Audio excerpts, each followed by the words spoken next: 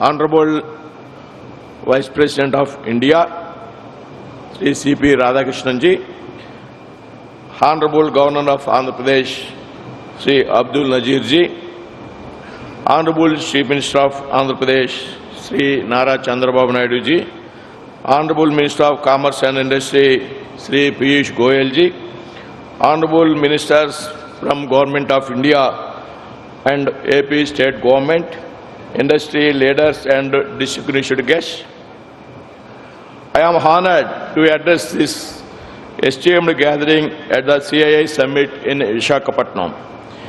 As we gather here today, we are reminded of Prime Minister Narendra Modi ji's vision of a Viksit Bharat, a developed India that is driven by innovation, sustainability and inclusive growth.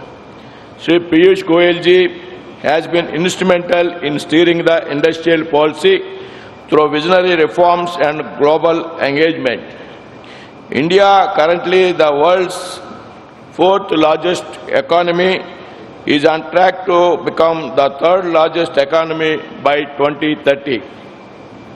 For the past 18 months, central government has sanctioned several projects worth lakhs of crores to the state of Andhra Pradesh, reflecting the centre's commitment to the state's development.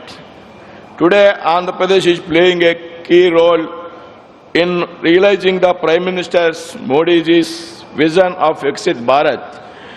Thanks to the proactive policies of Chief Minister Sri Nara Chandrababu Naidu ji, Deputy CM Sri Pawan Kalyan ji and Sri Nara Lokesh ji.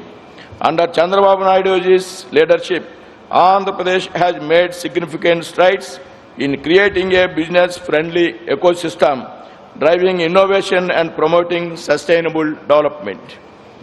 The state's focus on the ease of doing business, progressive industrial policies, infrastructure development and skill enhancement has made it an attractive destination for the investors. Government of India recognizes Andhra Pradesh is a key player in India's growth story.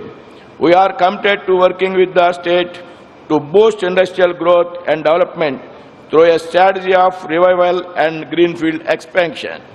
The efforts of Chief Minister Nara Chandrababu Naidu ji and Sri Nara Lokesh ji in facilitating the 17.5 million ton per annum integrated steel plant by ArcelorMittal and Nippon Steel at Nakapalli are truly commendable.